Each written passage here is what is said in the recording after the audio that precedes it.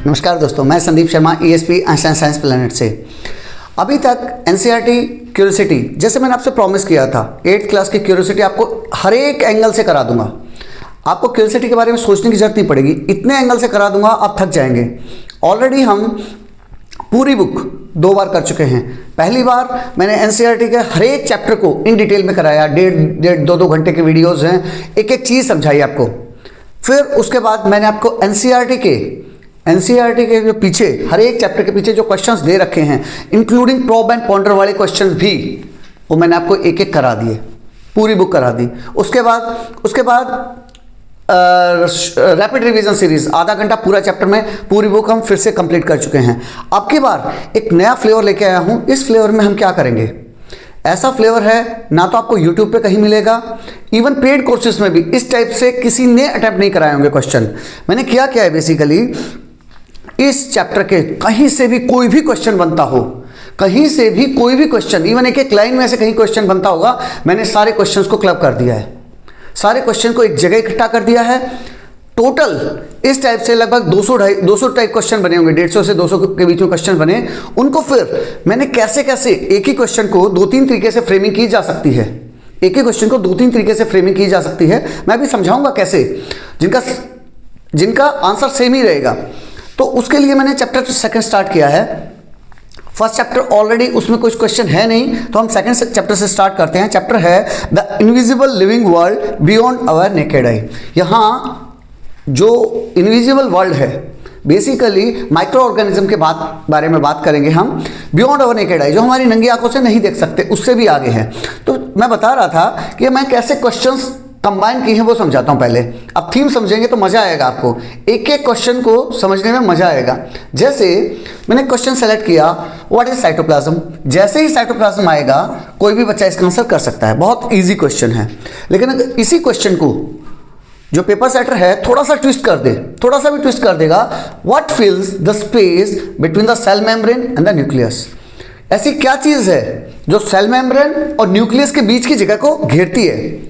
मान लीजिए ये मेरी सेल है, दिस इज सेल मेम्ब्रेन, ये वाला क्या है, सेल मेम्ब्रेन है, इसके अंदर क्या है, न्यूक्लियस है। इसके बीच में यहाँ पे इस जगह पे क्या चीज भरी हुई है, क्या space, what fills the space, उस स्पेस को भरने के लिए क्या चीज यूज की है। अगर ये क्वेश्चन आ गया तो आधे बच्चे छोड़ के आ जाएंगे। जब आप उनसे पूछोगे कि ऐसा क्यों, सर पता नहीं, कुछ सेल मेम्ब्रेन और उसके बारे में पूछ रखा था, कुछ समझ नहीं आया। तो मैंने क्या किया, जबकि उसका आंसर वही है, उसका आंसर भी साइटोप्लाज्म ही है, उसको साइटोप्लाज्म को ही एक्सप्लेन करना है। लेकिन पेपर सेटर ने क्या किया, थोड़ा सा क्वेश्चन को मॉडिफाई कर दिया। उन्हीं मॉडिफिकेशन को शॉर्ट आउट करने के लिए मैंने एक एक लाइन को, बुक की एक एक लाइन को, एक एक क्वेश्चन को शॉर्ट आउट किया है। अब अगर ये क्वेश्चंस कर लेंगे तो टोटल 50 बनाए हैं मैंने।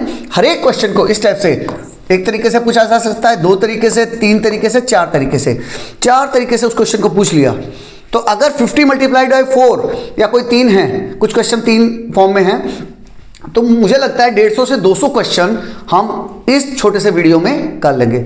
अब आप बताओ, अगर आपने किसी चैप्टर में से 150 से 200 क्वेश्चन अटेम्प्ट कर लिए और उनका फंडा समझ में आ गया, तो क्या ही बचेगा चैप्टर में।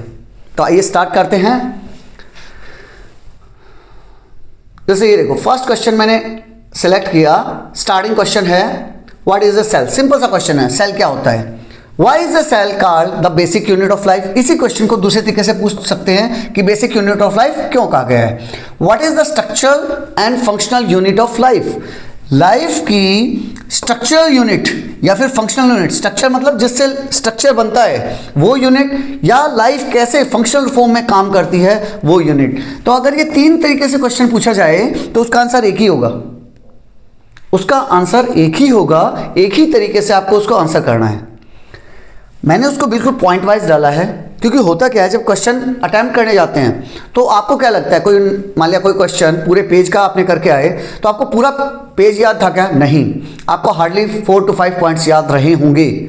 उन्हीं 4 to 5 पॉइंट्स को कीवर्ड्स बोलते हैं, और वो कीवर्ड्स अगर आप अच्छे से एक्सप्लेन कर पाए, एग्जाम में बिल्कुल ऐसे 4 पॉइंट लिख के नहीं आना है, वो डिपेंड करेगा, मैं आपको एक एक चीज़ बताऊंगा, डिपेंड करेगा। अगर 1 लाइन का क्वेश्चन है तो आप सिर्फ सेल की डेफिनेशन लिख के आ जाइए, कोई दिक्कत नहीं।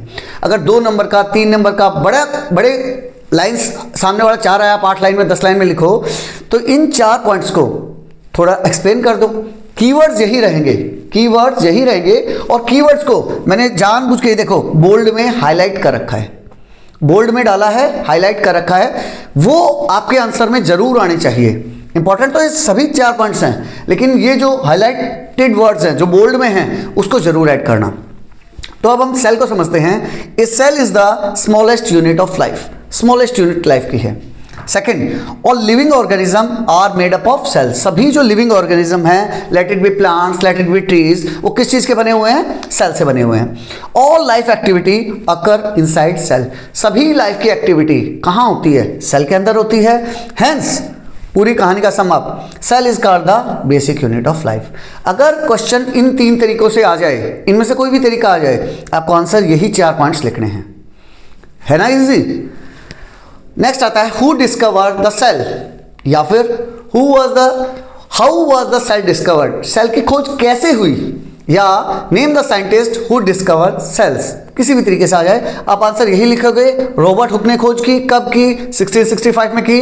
ही observe a thin slice of cork, उसने कहाँ खोज की, कहाँ मिला उसको सेल? जो पहली सेल हमने पढ़ी, जो पहली सेल ह्यूमन बीइंग ने कहीं समझी, वो किस चीज़ की थी? वो कॉर्क की बनी हुई थी। उसने क्या यूज़ किया? ही यूज्ड ए माइक्रोस्कोप, उसने माइक्रोस्कोप यूज़ किया। सो उसने देखा क्या?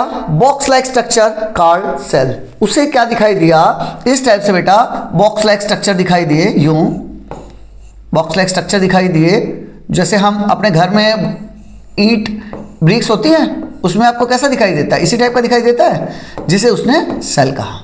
वही चीज़ समझा रखी है। तो जो बोल्ड में है, रॉबर्ट हुक 1665 किस चीज़ का था? कॉर्क का था। यूज़ क्या किया था? माइक्रोस्कोप। वो आपको जरूर ऐड करने हैं अपनी डेफिनेशन में। डेफिनेशन हो या क्वेश्चन हो, आप उसको ऐड करेंगे। Why do we need a microscope, हमें माइक्रोस्कोप की रिक्वायरमेंट क्यों पड़ती है? Why is a microscope needed by us, हमें माइक्रोस्कोप की क्यों रिक्वायरमेंट पड़ी? What is the importance of microscope in our life, microscope की हमारी लाइफ में क्या इंपॉर्टेंस है? Why can not cells be seen with naked eye. देखो ये तीनों क्वेश्चन आपको एक जैसे दिख रहे होंगे, ये तीनों क्वेश्चन आपको एक जैसे दिख रहे होंगे, लेकिन fourth question, why can not cells be seen with naked eye, जो सेल्स थी उनको मैं नंगी आंखों से क्यों नहीं देख पाया? तो कुछ बच्चे इसमें यहीं अटक जाएंगे, क्या था इसको समझ नहीं आया भाई, उनको नहीं समझ आएगा कि माइक्रोस्कोप के बारे में पूछ रहा है। तो इस टाइप के क्वेश्चंस भी अगर आते हैं तो आपको माइक्रोस्कोप को ही एक्सप्लेन करना है। बोलता है many living things are very small, कुछ जो लिविंग चीज़ें हैं जिन्हें हम माइक्रोब्स बोलते हैं वो बहुत ही छोटे होते हैं, माइक्रोस्कोपिक लेवल के होते हैं। Cells and micro organism can not be seen by naked eye, जो सेल्स हैं हमारी बॉडी की, जो सेल्स हैं सारी, या फिर माइक्रो ऑर्गेनिज्म जिसे हम माइक्रोब्स भी बोल सकते हैं, वो उन्हें हम नंगी आंखों से नहीं देख सकते। A microscope help us to see them clearly, microscope एक डिवाइस है। अगर माइक्रोस्कोप पूछ रहा है तो आप ये बोलोगे microscope is a device, device है जो कि चीज़ों को क्लियर देखने में काम आता है। It helps in studying the structure of cells, यह क्या हेल्प करता है? हमारी सेल का स्ट्रक्चर महसूस करने में। जैसे अभी अभी हमने देखा कि सेल कैसे बनती है, सेल कैसे कंबाइन हो रखी हैं। आपकी बुक में प्याज का वो दे रखा है, चीक की सेल्स के बारे में बता रखा है, वो आप एग्जाम्पल में ऐड कर सकते हैं। Why can micro organisms not be seen with naked eye, micro organism को हम नेकेड आई से क्यों नहीं देख सकते? Why are micro organism called invisible living being, जो माइक्रोब्स हैं उनको हम इनविजिबल क्यों बोलते हैं? क्योंकि हम उन्हें देख नहीं पाते। Why do we need instruments to see micro organism, हमें माइक्रोस्कोप की जरूरत क्यों पड़ती है? हमें माइक्रो ऑर्गेनिज्म देखने के लिए डिफरेंट टाइप के इंस्ट्रूमेंट जैसे कि माइक्रोस्कोप वगैरह की जरूरत क्यों पड़ती है? माइक्रोस्कोप भी 2 टाइप के होते हैं, ordinary microscope plus electron microscope. Ordinary microscope normally आपके केमिस्ट्री लैब वगैरह में मिल जाएगा इजीली। इलेक्ट्रॉन माइक्रोस्कोप जो हाई लेवल की रिसर्च लेवल की लैबोरेटरीज वगैरह होती हैं वहाँ आपको देखने को मिलेगा। अगर कभी मौका मिलता है इलेक्ट्रॉन माइक्रोस्कोप को देखने का तो प्लीज़ ज़रूर देखिएगा। आंसर में क्या लिखेंगे इसके? Micro organism are extremely small, ये मेन रीजन है। माइक्रो ऑर्गेनिज्म कैसे होते हैं? एक्सट्रीमली स्मॉल होते हैं, बहुत बहुत छोटे होते हैं। देयर साइज इज माइक्रोस्कोपिक, उनका साइज कैसा है? माइक्रोस्कोपिक है। Hence they can not be scene without a microscope, इसीलिए हम उनको बिना माइक्रोस्कोप के यूज किए नहीं देख पाएंगे। So they are called invisible living organism, इसीलिए उन्हें इनविजिबल लिविंग ऑर्गेनिज्म कहा गया है। अब कुछ बच्चों को डाउट आएगा कि सर ये पूरा क्वेश्चन आप 3-4 पॉइंट में कंप्लीट करा रहे हो, अगर क्वेश्चन 1 या 2 नंबर में 3 नंबर में आया तो हम कर लेंगे, तब तो ठीक है 3-4 पॉइंट। अगर बड़ा क्वेश्चन आया तो 5 नंबर में आया तो बेटा सिंपल सा है, थीम आपकी लगभग यही रहेगी, उसके आगे पीछे में हर एक लाइन को 2-3 लाइन में एक्सटेंड कर दीजिए तो आपको इजीली, क्योंकि देखिए मुझे भी पता है अगर मैं पूरा लिखने जाऊंगा तो लिख दूंगा, लेकिन वीडियो बनेगा 3-4 घंटे का। आज के टाइम में बच्चे बड़े जल्दी में रहते हैं, उनके पास इतना टाइम ही नहीं है, उनको फटाफट चाहिए एवरीथिंग, वो फास्ट फूड वाली कहानी है, तुरंत चाहिए। ऐसा ही है ना, खीर के लिए वेट नहीं कर सकते, तुरंत बर्गर खा लेंगे, बर्गर जल्दी बन जाएगा, बोला बर्गर खाएंगे, ऐसा ही है। नेक्स्ट आता है what are micro organism. Micro organism चीज क्या है भाई, माइक्रो ऑर्गेनिज्म है क्या? What are organism too small to be seen without a microscope called? वो ऑर्गेनिज्म क्या हैं जो इतने छोटे हैं जिन्हें हम माइक्रोस्कोप के बिना नहीं देख सकते, उन्हें हम क्या कहेंगे? माइक्रो ऑर्गेनिज्म कहेंगे, या फिर शॉर्ट में कहें तो माइक्रोब्स कहेंगे, या फिर डायरेक्टली आ जाएगा क्वेश्चन डिफाइन माइक्रो ऑर्गेनिज्म। सबसे आसान तरीका होता है पेपर सेटर के लिए कि वो सीधा लिख देगा माइक्रो ऑर्गेनिज्म को डिफाइन करो। बच्चों को भी बड़ा आसान लगता है ये, जैसे ही थोड़ा बहुत घुमा दिया, What are organism too small to be seen without a microscope called? बच्चा घूम जाएगा, बोले यार ये क्या पूछ रहा है, समझ नहीं आया। What do we call invisible living organism? ऐसे ऑर्गेनिज्म जो कि जिंदा हैं और कैसे हैं, इनविजिबल हैं, हम देख नहीं पाते, उन्हें हम क्या कहेंगे? तो सबके लिए आंसर वही है, माइक्रो ऑर्गेनिज्म कहेंगे। देख लेते हैं कैसे लिखेंगे। Micro organism are very small living organism. कैसे ऑर्गेनिज्म है, बहुत ही छोटे हैं। They are seen only with a microscope, हम उनको सिर्फ और सिर्फ माइक्रोस्कोप से देख सकते हैं, और गहराई में उनको स्टडी करना है तो हम इलेक्ट्रॉन माइक्रोस्कोप का यूज करके उन्हें देख सकते हैं। दे लिव इन, कहाँ पाए जाते हैं? Air, water and soil. कुछ बच्चों को डाउट आता है कि सर ये माइक्रोब्स मिलते कहाँ हैं, हमने देखे नहीं है कभी। लेबोरेटरी में तो मैडम ने दिखा दिए थे, लेकिन रियल लाइफ में कहाँ हैं? अगर मैं कहूँ एयर में है, हमारे चारों तरफ जो एटमॉस्फेयर है यहाँ है, पानी में है, आप जो पानी पी रहे हो उसमें भी कुछ माइक्रोब्स हैं। नहीं सर वो तो प्योर है, हमारे घर वाला तो आरओ का पानी लेते हैं हम, तो वो प्योर है, आपके घर में गंदा पानी आता होगा। ऐसा नहीं है बेटा, पानी में फिर भी माइक्रोब्स मिलेंगे, सॉइल में, मिट्टी में भी माइक्रोब्स हैं। इवन मेरे हाथ के ऊपर, अगर मैं अपने हाथ को माइक्रोस्कोप के नीचे रखूँ तो इसमें मिलियंस ऑफ माइक्रोस्कोप मिल जाएंगे आपको। अगर सच में मैं इसे देख लूँ तो मैं इस हाथ से खाना न खा पाऊँ, इतने माइक्रोब्स हैं। टेबल पे होंगे क्या? हाँ सर होंगे। चेयर पे होंगे क्या? हाँ होंगे। बेड पे होंगे क्या? हाँ होंगे। टॉयलेट सीट पे होंगे क्या? हाँ होंगे। तो सर इसका मतलब कहाँ कहाँ होंगे? हर जगह होंगे। अगर शॉर्ट में कहूँ तो हर जगह, आपके फ़ोन से लेके आपके पेन तक हर जगह मिलेंगे। इसके वजह आप ये भी लिख सकते हो, आर फाउंड एवरीवेयर। बच्चे पूछते हैं कई बार, जैसे ऑफलाइन क्लासेस में बच्चों को पढ़ाते हैं तो पूछते सर ब्रेड पे जो माउल्ड आ गया, या फिर मम्मी ने रोटी बनाई 1 दिन बाद 2 दिन बाद देखी तो उसमें ग्रीन ग्रीन सा फंगी आ गया है, वो कहाँ से आता है सर? हमने तो बंद करके रखा था, ऑलरेडी उसके ऊपर था, अभी बस क्या हुआ, मल्टीप्लाई हो गया, मल्टीप्लाई होकर बहुत ज़्यादा बढ़ गया, ब्रेड के ऊपर मल्टीप्लाई हो गया, पहले भी था लेकिन अब क्या हुआ, मल्टीप्लाई हो गया। क्यों? उसको 2 चीज़ें चाहिए। क्या चाहिए? 2 चीज़ें। किसी भी माइक्रोब्स को पनपने के लिए, डेवलप करने के लिए, मल्टीप्लाई करने के लिए 2 चीज़ें चाहिए। First one is humidity, second is temperature. Temperature rise कर दो और humidity, humidity means water vapours, means moisture. जैसे मॉइस्चर मिलेगा और टेम्परेचर राइज होगा, सबसे ज़्यादा माइक्रोब्स तैयार हो जाएंगे। आप लोगों ने देखा भी होगा, सबसे ज़्यादा माइक्रोब्स या फिर ये कहूँ बीमारियाँ बारिश के दिनों में होती हैं। क्यों होती हैं? क्योंकि उस टाइम बारिश के दिनों में गर्मियाँ अच्छी खासी होती हैं, टेम्परेचर है, हाँ है सर। सेकेंडली, जैसे ही रेन आती है तो वाटर वेपर्स भी मिल जाते हैं, उसे मॉइस्चर भी मिल जाता है। इसीलिए चाहे आपके घर में रखा हुआ अनाज हो, सब्जियां हो, कुछ भी सबसे जल्दी बारिश के दिनों में खराब होता है और सबसे कम सर्दी के दिनों में। क्यों? सर्दी के दिनों में क्या है, टेम्परेचर बहुत डाउन चला जाता है। जब टेम्परेचर डाउन चला जाएगा तो जो नॉर्मल हमारा एटमॉस्फेयर है वो एक काइंड ऑफ रेफ्रिजरेटर टाइप काम करेगा, फ्रिज की तरह काम करेगा और वो माइक्रोब्स को डेवलप नहीं होने देगा। 6th question, name the different group of organism. कितने टाइप के ऑर्गेनिज्म हैं, तो उनके ग्रुप्स को बताना है। Classify micro organism. अब मैंने क्या किया, माइक्रो ऑर्गेनिज्म को क्लासिफाई कर दिया कि अलग अलग पार्ट्स में डिवाइड कर दिया। मान लिया माइक्रो ऑर्गेनिज्म को बात करते हैं, तो माइक्रो ऑर्गेनिज्म को कैसे क्लासिफाई कर सकते हैं, तो माइक्रो ऑर्गेनिज्म को बेसिकली हम 5 टाइप्स में क्लासिफाई कर सकते हैं। यूँ इस टाइप से आप मेमोरी में बना सकते हैं इजीली। या फिर how are micro organism group, micro organism को कैसे ग्रुप करेंगे, तो 5 टाइप में डिवाइड हो जाएंगे। कैसे, bacteria, fungi, protozoa, algae and virus. कुछ बुक्स में इन 4 को दिया हुआ है, वायरस को अलग से दे रखा है। ऐसा क्यों? रीजन बीइंग क्योंकि ये एसेलुलर होते हैं। इन सब में सेल होगी, इन सब में चारों में सेल होगी, इसमें इन्हें एसेलुलर बोला जाता है। जैसे ही ए वर्ड लग गया तो उसका उल्टा, सेल का उल्टा। ये सभी सेलुलर हैं, सेल के बने हुए हैं, लेकिन वायरस क्या है, एसेलुलर है, सेल नहीं रहता इसमें। क्योंकि ये क्या है बेटा, इसको वायरस को माइक्रोब्स की कैटेगरी में इसलिए कई बार नहीं पढ़ते हैं। रीज़न क्या है, क्योंकि कई बार ये जिंदा टाइप बिहेव करता है, कई बार मरा हुआ। कब? अगर आप इसको डेड मतलब टेबल पे, चेयर पे, यहाँ कहीं भी छोड़ दो तो थोड़े दिन बाद वो मर जाएगा, खुद से मर जाएगा, वो लाइफ नहीं मिल पाएगी उसको, जिंदा नहीं हो पाएगा। लेकिन अगर उसको किसी लाइव बॉडी में, जैसे मेरी बॉडी में चला गया वायरस, तो अब वो जिंदा हो जाएगा, जिंदा रहेगा वो। क्यों? क्योंकि वो मेरे ऊपर डिपेंडेंट है, अब उसको जीने का तरीका मिल गया है।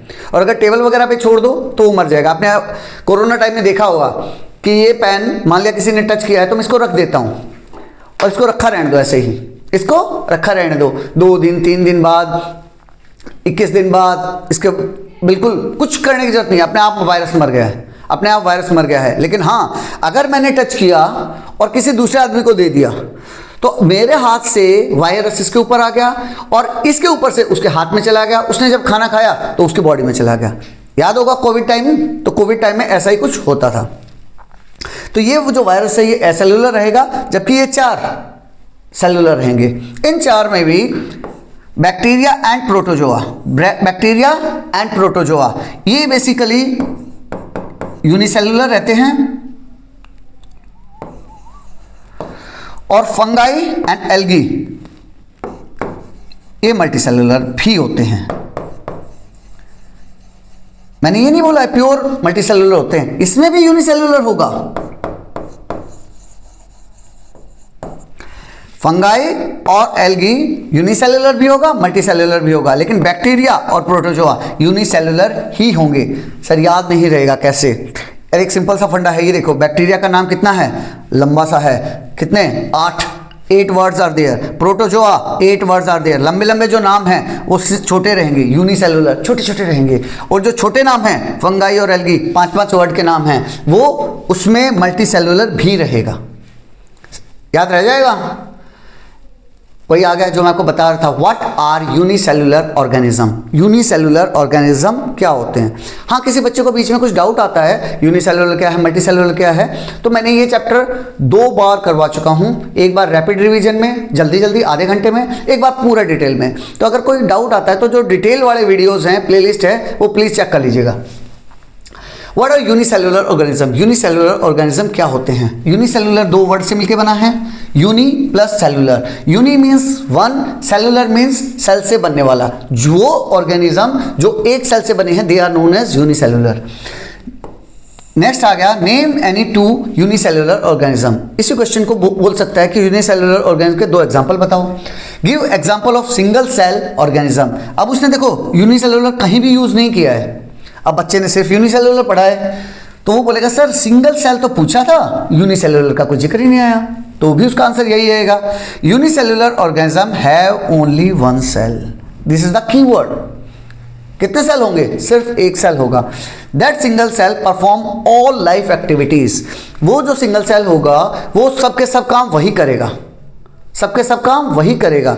जैसे अमीबा का एग्जांपल ले लो, अमीबा का बड़ा फेमस एग्जांपल है। अमीबा में इंजेक्शन से लेके इजेक्शन तक, इन लेने से लेके आउट तक के सारे काम एक सेल करता है।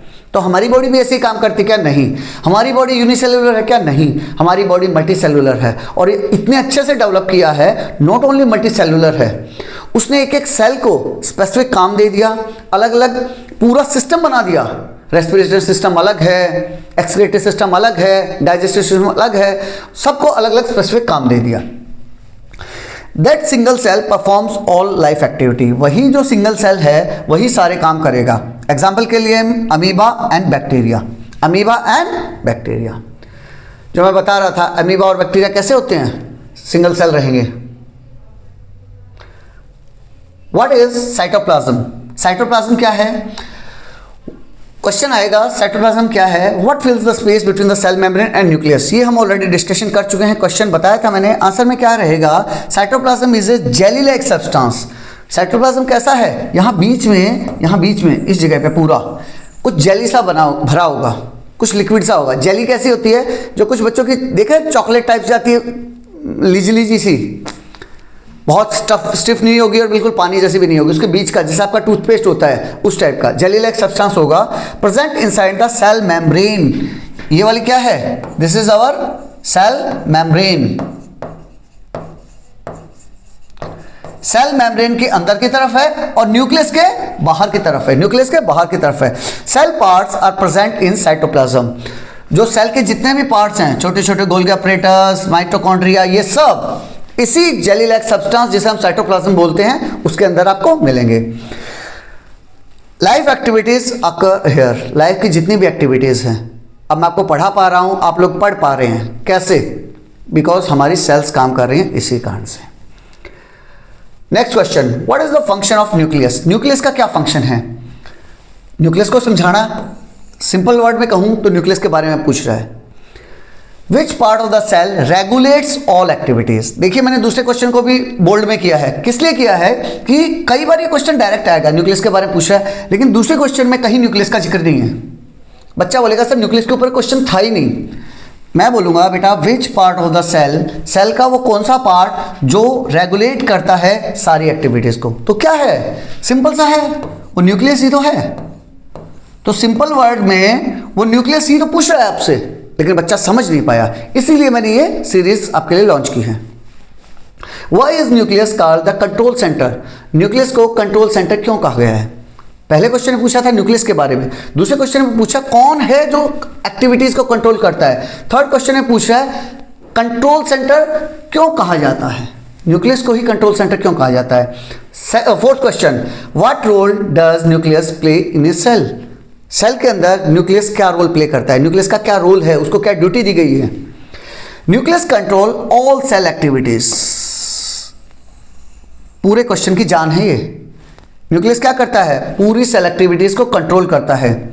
It controls growth and the reproduction, ये ग्रोथ को भी कंट्रोल करेगा और रिप्रोडक्शन को भी, hence called control centre of the cell. Control centre of the cell बताया गया है, कहाँ मिलता है, ये सेल के सेंटर में मिलेगा जो सारी एक्टिविटीज को कंट्रोल करेगा। नेक्स्ट आता है what is cell membrane, cell membrane क्या है, अभी हमने डिस्कशन किया था। सेल मेम्ब्रेन जो आउटर बाहर थी। Which part of the cell controls the movement of the substance in and out of the cell. अब देखो यहां सेल मेम्ब्रेन डायरेक्ट पूछ लिया, दूसरे तरीके से पूछ सकता था वो डिफाइन सेल मेम्ब्रेन, बहुत आसान रहता। ये दो क्वेश्चन सबके लिए आसान रहते हैं, सेल मेम्ब्रेन क्या है या फिर सेल मेम्ब्रेन को डिफाइन करो, हर बच्चा इजीली कर पाएगा क्योंकि सेल मेम्ब्रेन के बारे में उसे पता है। अब क्वेश्चन ये परेशान करते हैं, which part of the cell, cell का वो कौन सा पार्ट है जो कंट्रोल करता है movement of the substance in and out of the cell.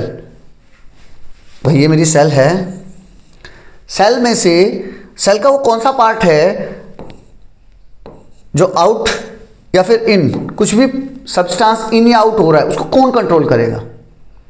अब जैसे ही कंट्रोल का नाम आया बच्चे न्यूक्लियस लिख के आ जाएंगे, कंट्रोल का नाम आए बच्चे न्यूक्लियस लिख के आ जाएंगे, लेकिन बेसिकली वो यहाँ सेल मेम्ब्रेन के बारे में समझना चाह रहा है कि सेल मेम्ब्रेन का रोल क्या है, सेल मेम्ब्रेन कैसे अंदर या बाहर आने जाने दे रही है, वही समझना चाह रहा है। State the function of cell membrane, simple तरीके से कहें तो सेल मेम्ब्रेन का फंक्शन समझाना है। ये वर्ड बहुत इंपॉर्टेंट होते हैं बेटा, जब आप अटेम्प्ट करने जा रहे हैं क्वेश्चंस तो क्वेश्चन को प्लीज ध्यान से पढ़िए। फंक्शन ऑफ, जैसे कल परसों ही कुछ मेरे बच्चों से मैं पढ़ा रहा था तो मैंने उन्हें कुछ एक्टिविटी का ऑब्जर्वेशन लिखने को दिया, उन्होंने क्या किया पूरी एक्टिविटी लिख दी, ऑब्जर्वेशन नहीं लिखा। बस बात समझ लो, उन्होंने जैसे ही देखा कि हाँ इस एक्टिविटी के बारे में बात करनी है तो उन्होंने वो एक्टिविटी पूरी लिख दी, एक्टिविटी पूरी लिख दी, वो काम की चीज नहीं लिखी जो मैंने पूछा था, ऑब्जर्वेशन लिखनी थी उस एक्टिविटी की। लास्ट में आपने ऑब्जर्व क्या किया, कंक्लूड क्या किया। उन्होंने पूरी एक्टिविटी लिख दी, मटेरियल रिक्वायर्ड, एम क्या है, प्रोसीजर क्या है, सब लिख दिया, लेकिन ऑब्जर्वेशन छोड़ दिया। क्यों? उन्होंने सिर्फ सेल मेम्ब्रेन को पकड़ा। बात समझ रहे हो? उन्होंने सिर्फ यहां देखा सेल मेम्ब्रेन, ओके लिखना शुरू। नहीं, आपको यह समझना है वो पूछ क्या रहा है, फंक्शन पूछ रहा है, वो सेल मेम्ब्रेन का फंक्शन पूछ रहा है। सेल मेम्ब्रेन क्या है? Cell membrane covers the cell, cell को चारों तरफ से कवर करके रखती है। जैसे आपने भी देखा होगा आपके घर के चारों तरफ चार दीवारी है। सिमिलरली अगर आपके यहाँ खेत है तो खेत की भी चार दीवारी बना रखी है, एटलीस्ट कम से कम मेड जरूर बना रखी होंगी चारों तरफ से। सिमिलरली ये सेल की भी चार दीवारी टाइप है जो इसको बाहर क्या चीज़ आएगी क्या चीज़ जाएगी उसको कंट्रोल करेगी। कैसे करेगी? इसके अंदर बड़े छोटे छोटे से स्पोर्स होते हैं, पोर्स, बिल्कुल छोटे छोटे छेद होते हैं। जैसे हमारी स्किन में छोटे छोटे छेद हैं, इसमें से दिखता है कभी कुछ जा सकता है अंदर, नहीं जा सकता सर। लेकिन पसीना बाहर आता है, हाँ सर आता है। मैं नहाया, नहाने के बाद अगर ये गीला रहा थोड़ी देर बाद अब्जॉर्ब हो जाता है, वो पानी कहाँ गया? कुछ तो इवापोरेट हो गया, कुछ बॉडी के अंदर चला जाता है। कैसे गया? सिमिलरली इसी टाइप के पोर्स से स्किन ने चाहा कि अंदर चला जाए तो चला गया। सिमिलरली मेम्ब्रेन भी ऐसे ही काम करती है, किसी चीज़ को अंदर लेना चाहेगी तो इन पोर्स को अलाउ कर देगी अंदर ले जाने के लिए, किसी चीज़ को बाहर निकालना चाहेगी तो इन पोर्स के थ्रू बाहर चली जाएगी। अंदर में क्या होगा? पूरा साइटोप्लाज्म भरा होगा, सेंटर में न्यूक्लियस होगा, Golgi apparatus, mitochondria, different types के सेल ऑर्गेनल्स प्रेजेंट रहेंगे। वही आगे डिस्कशन करेंगे इनके बारे में। इट प्रोटेक्ट द सेल, इसका रोल क्या है? सेल को प्रोटेक्ट करके रखती है, बचा के रखती है आउटर इंजरी वगैरह से। कंट्रोल एंट्री एंड एग्जिट, ये इंपॉर्टेंट रोल है इसका। जो फंक्शन की बात कर रहे थे उसका रोल क्या है? Entry and exit of the substance को कंट्रोल करके रखती है। Next, what is cell wall? Cell wall क्या है? Which structure in plant cell gives them strength and maintain their shape. Specially देखो जो सेकंड क्वेश्चन है ना, पहले तो मैंने सीधा क्वेश्चन डिजाइन किया सेल वॉल क्या है, फिर मैंने दूसरे क्वेश्चन में इस टाइप से फ्रेमिंग की है कि उसका रोल पूछा है, पहले रोल लिख दिया, उसका क्लियर रोल लिख दिया। सेल वॉल का रोल क्या है? यह हमें स्ट्रेंथ और मेंटेन, इसकी शेप को मेंटेन करने में हेल्प करता है। तो मैंने क्या किया, क्वेश्चन को इस तरह से फ्रेम किया कि सीधा उसका रोल लिख दिया। अब आपको बताना है कि वो जो स्ट्रेंथ और मेंटेन करेगा स्ट्रक्चर, वो क्या चीज़ है? वो सेल वॉल है। वो क्या है? वो सेल वॉल है। सेल वॉल क्या काम करता है ये समझा रखा है। Why do plant cell have a cell wall? अब घुमा के आता है क्वेश्चन। जो एनिमल्स होते हैं, एनिमल्स में सेल वॉल नहीं होती है, प्लांट्स में होती है। तो पूछ रहा है प्लांट्स में ही ये सेल वॉल क्यों होती है? प्लांट्स में ही सेल वॉल क्यों होती है? Fourth one, state one function of cell wall. Cell wall का एक कोई फंक्शन बता दो और काम खत्म करो। वन की बजाय वो यूं भी आ सकता है, state functions of the cell wall. Cell wall के फंक्शन बता दो। Cell wall is present only in plant cell. ये जरूर लिखना है आपको कि सिर्फ और सिर्फ प्लांट सेल में मिलता है, ह्यूमंस में, एनिमल्स में नहीं मिलता है, क्योंकि हमारा रोल और प्लांट का रोल बिल्कुल एंटायरली डिफरेंट है। अब आप देख पा रहे होगे, जैसे सर्दियाँ आई हम घर के अंदर रजाई में आके छुप गए, जैसे गर्मी आई मैंने घर के अंदर आया, एसी ऑन कर लिया, पंखा ऑन कर लिया, मेरा काम चल गया। लेकिन क्या प्लांट कर पाएगा ऐसा? नहीं। प्लांट को उसी वेदर में, चाहे गर्मी, बारिश, तूफान कुछ भी हो, वहीं विथस्टैंड करना है। तो उनको, उनके लिए एक्स्ट्रा सिक्योरिटी चाहिए, एक्स्ट्रा प्रोटेक्शन चाहिए। वो एक्स्ट्रा प्रोटेक्शन कौन देगा? सेल वॉल देगा। एक्स्ट्रा प्रोटेक्शन कौन देगा? सेल वॉल देगा। It is rigid. प्रोटेक्शन कैसे दे पाएगा? क्योंकि वो रिजिड है, मजबूत है, जबरदस्त है। गिव शेप देगा, स्ट्रेंथ देगा और प्रोटेक्शन देगा और पावर देगा, रोक के रखेगा बाहरी चीज़ों को। तो अगर इस टाइप से ये जो 3 लाइन हैं, इनको आप अगर एग्जाम में थोड़ा, अगर 5 नंबर का क्वेश्चन आता है, 2-3 नंबर तक तो ये चल जाएगा। अगर 5 नंबर का क्वेश्चन आता है तो इसको इलेबोरेट कर दीजिए, थोड़ा एक्सप्लेन कर दीजिए उसी चीज़ को। नेक्स्ट, सेल के अंदर एक वैक्यूल नाम की चीज़ होती है। हाँ होती है सर। What is vacuole? उसके बारे में क्वेश्चन आ गया। या फिर पूछ लेगा डिफाइन वैक्यूल। विच सेल ऑर्गेनल्स स्टोर्स फूड? कौन सा सेल ऑर्गेनल है, सेल ऑर्गेनल का नाम बताना है आपको, जो कि फूड को स्टोर करता है, पानी को स्टोर करता है और वेस्ट मटेरियल को स्टोर करता है। तो कौन है वो वैक्यूल है। Which cell parts maintain shape and firmness of cell? कौन सा सेल का पार्ट, ध्यान करना, ये सेल का कौन सा पार्ट मेंटेन करता है शेप को और फॉर्मनेस ऑफ द सेल को? शेप को मेंटेन रखेगा और फर्मनेस की थोड़ी मजबूत रहे, तो वो कौन है? वैक्यूल है। What is the function of vacuole और why is vacuole important in plant cell? Plant cell में आपने देखा होगा जब हमने वैक्यूल पढ़ा था तो प्लांट सेल में वैक्यूल बहुत बड़े साइज का होता है। प्लांट सेल में वैक्यूल बहुत बड़े साइज का होता है और एनिमल सेल में या तो होगा ही नहीं, होगा तो बहुत छोटू सा होगा, या तो होगा ही नहीं, होगा तो छोटू साइज का होगा। लेकिन प्लांट सेल में होता है, क्यों होता है? क्योंकि ये फूड को स्टोर करता है, वाटर को स्टोर करता है, वेस्ट मटेरियल को स्टोर करता है और शेप को मेंटेन रखता है। सोचो, मैंने क्वेश्चन इस हिसाब से डिजाइन किए हैं कि सिर्फ क्वेश्चन पढ़ने से आपको वैक्यूल पूरा समझ में आ जाएगा। सिर्फ क्वेश्चन पढ़ने से, अभी तक हमने आंसर पे गए नहीं है, लेकिन वैक्यूल के बारे में आपको बेसिक आइडिया जरूर आ गया होगा। Vacuole store water, food and waste large in plant cell. Plant cell में बहुत बड़ा होता है, एनिमल सेल में या तो होगा नहीं, होगा तो बहुत छोटू सा होगा। Maintain shape and firmness of the cell. Describe the structure of a typical cell. Typical cell मतलब एक नॉर्मल सेल, कोई भी सेल कहीं भी मिल जाए मुझे, किसी भी टाइप की सेल, एनिमल सेल की बात कर लो, प्लांट सेल की बात कर लो, मुझे ये चीज तो मिलेंगे। जैसे अगर मैं कहूं कि भाई अंबानी का घर हो, आपका घर हो, या बेचारे किसी गरीब का छोटा सा 1 BHK 2 BHK टाइप घर हो, सभी घरों में टिपिकल घर में क्या क्या होगा? तो आप कहोगे कि सर नॉर्मल अगर आप घर बोल रहे हो तो एक 4 दीवारी होगी, एक बेडरूम टाइप कुछ छोटा सा होगा, किचन अगर नहीं भी होगा तो घर में ही एक कमरे में भी रह रहे होंगे तो एक साइड उन्होंने छोटा सा किचन बना रखा होगा, या फिर लैट्रिन बाथरूम होगी साथ में, ऐसा ही कुछ होगा। तो वही चीज़ पूछ रहा है कि टिपिकल सेल में क्या क्या होता है। जैसे मैंने एक टिपिकल घर का एग्जांपल समझाया आपको कि एक छोटे से सिंपल से घर में क्या होता है, वैसे ही एक टिपिकल से सेल में कम से कम ये चीज़ें तो होंगी ही होंगी। वो चीज़ें, वो क्वेश्चन पूछ रहा है। Name the main parts of a cell. Main parts बता दो बस आप। Explain the basic structure of a cell. Cell का बेसिक स्ट्रक्चर बता दो। बेसिक मतलब जिसके ऊपर भाई काम चल जाए। उसमें क्या रहेगा बेटा? 3 पार्ट्स रहेंगे इसके अंदर। सेल मेम्ब्रेन होगी, साइटोप्लाज्म होगा ही होगा, न्यूक्लियस होगा ही होगा। तो सर अभी अपने सेल वॉल, वैक्यूल वो सब बताया उनके बारे में, माइटोकॉन्ड्रिया, वो जरूरी नहीं हर एक में हो। जैसे हमने सेल वॉल की बात की, एनिमल सेल में था क्या? नहीं था। लेकिन सेल मेम्ब्रेन, साइटोप्लाज्म, न्यूक्लियस, कितनी भी छोटी सिंगल सेल हो, मल्टी सेल हो, ये 3 चीज तो मिलेंगी ही मिलेंगी। Plant cell also have cell wall. Plant cell में सेल वॉल भी होगा। Write differences between plant cell and animal cell. Difference करना है प्लांट सेल और एनिमल सेल के बीच में। बेटा कभी भी अगर डायरेक्ट क्वेश्चन डिफरेंस करके लिखा आ जाए तो आई एडवाइज यू सिंपल सा करो, इधर लिखो प्लांट सेल,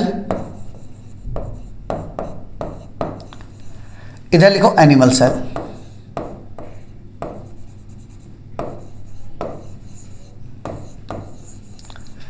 एक सीधी सी लाइन खींच दो, अब इधर लिखते चले जाओ, स्टार बना दो। पहली लाइन लिखी, इधर लिखी, दूसरा स्टार बना दिया, दूसरी लाइन लिखी, इधर एक्सप्लेन कर दिया। इस टाइप से करते चले जाओ। स्टार के बजाय 1 2 3 कर दो, कोई दिक्कत नहीं। जब भी डिफरेंस पूछे तो कंपैरेटिवली लिखोगे तो बड़ा प्यारा लगेगा, पॉइंट वाइज लिखोगे बड़ा प्यारा लगेगा। अभी मैं ये बता रहा हूँ क्वेश्चन को अटेम्प्ट कैसे करना है, वो टेक्निक्स बता रहा हूँ। या फिर सीधा आ जाए कंपेयर, इनको करो, how is the plant cell different from the animal cell. तो बच्चे क्या करेंगे, डिफरेंस लिख के आ जाएंगे। ध्यान करना है, अगर क्वेश्चन लंबा है, 5 नंबर का है तो कोई बात नहीं, सिमिलरिटीज भी लिख दो। अगर 2 नंबर का है तो डिफरेंस लिख के आ जाओ, चलेगा। सिर्फ डिफरेंसेस है वो लिख के आ जाओ। Plant cell have cell wall and chloroplast. Plant cell में क्या होगा बेटा? सेल वॉल होगी एंड क्लोरोप्लास्ट होगा। Animal cell does not have this. Animal cell में ये चीजें नहीं होंगी। Plant cells have large vacuole. उसमें क्या होगा? वैक्यूल बड़ा होगा। एनिमल सेल में या तो होगा ही नहीं, होगा तो छोटा होगा। What is fermentation? मैंने जो फर्स्ट क्वेश्चन ऐड किए हैं उसमें सीधे क्वेश्चन पूछे आपसे, सीधे क्वेश्चन पूछे, बाद में उसका दूसरा तीसरा तरीके से कुछ उसको मॉडिफाई किया है। फर्स्ट पार्ट रहेगा वो बिल्कुल आसान सा है। फर्मेंटेशन क्या है? दूसरे तरीके से gas is release by yeast. Yeast जिसे हम हिंदी में खमीर बोलते हैं, वो गैस को रिलीज करता है ड्यूरिंग विच बायोलॉजिकल प्रोसेस। कौन सी बायोलॉजिकल प्रोसेस में यीस्ट गैस को रिलीज करता है? तो बच्चा तो डाउट में आ जाएगा, क्या यीस्ट है, क्या कौन सी बायोलॉजिकल प्रोसेस है, क्या बायोलॉजिकल प्रोसेस पूछ रहा है, नहीं समझ में आया। तो उसका सीधा सा है, फर्मेंटेशन पूछ रहा है वो। अगर आपको इसका आंसर पता है तो फर्मेंटेशन को आप इजीली लिख पाओगे। Which process in yeast result in the production of carbon dioxide and alcohol. अब तो बच्चा बिल्कुल ही मारा गया, बोलेगा सर पता नहीं, अल्कोहल और कार्बन डाइऑक्साइड के बारे में कुछ पूछ रहा था। क्या सच में वो अल्कोहल और कार्बन डाइऑक्साइड के बारे में पूछ रहा था? नहीं, he was asking just about the fermentation. वो बोल रहा है कि वो प्रोसेस कौन सी थी जिसमें यीस्ट ने कार्बन डाइऑक्साइड और अल्कोहल को प्रोड्यूस किया, तो फर्मेंटेशन थी।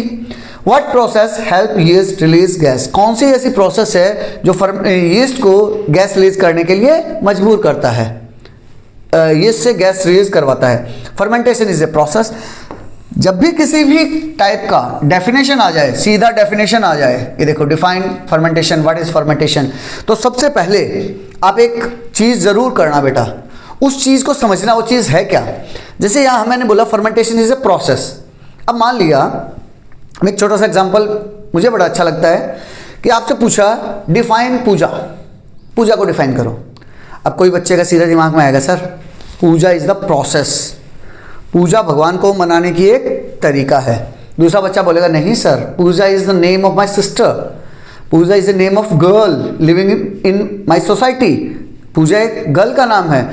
दूसरा बच्चा बोलेगा नहीं सर, पूजा तो एक बिल्डिंग का नाम है, पूजा तो एक बिल्डिंग का नाम है। तीसरा बोलेगा पूजा तो सर मेरे घर के बराबर में पार्क है, पूजा पार्क। तो सबसे पहले आपको ये बताना है, मान लिया एग्जांपल के लिए मैं पूछता हूं जिंक क्या है, तो जिंक के लिए आप पहले लिखोगे zinc is an element which is a metal. पहले एलिमेंट बताओगे फिर मेटल बताओगे। तो सिमिलरली उसके बारे में बेसिक आइडिया समझाओ कि फर्मेंटेशन क्या है। फर्मेंटेशन एक प्रोसेस है। यीस्ट ब्रेक डाउन शुगर, इस प्रोसेस में होता क्या है, जो यीस्ट होगा शुगर को तोड़ देगा। Gas is release during the process, और इसमें गैस रिलीज होगी। गैस कौन सी रिलीज होगी? CO2। कौन सी गैस रिलीज होगी? कार्बन डाइऑक्साइड गैस रिलीज होगी।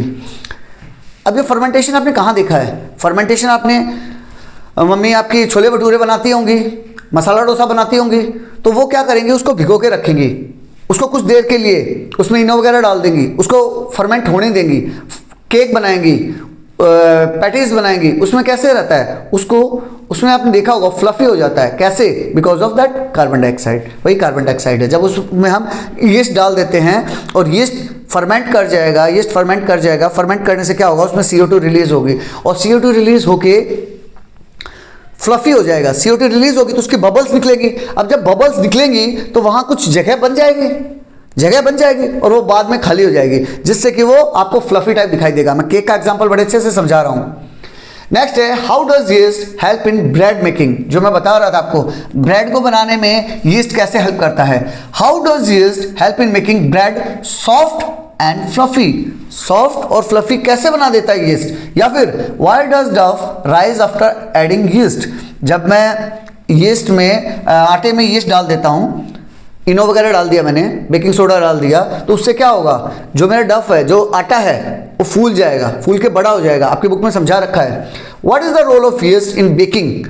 जो बेकिंग इंडस्ट्री है, ब्रेड, वहाँ ब्रेड वगैरह जहाँ बनते हैं, जो बेकिंग इंडस्ट्री है, केक बनता है, ब्रेड बनते हैं, वहाँ यीस्ट का इतना इंपॉर्टेंट रोल क्यों है।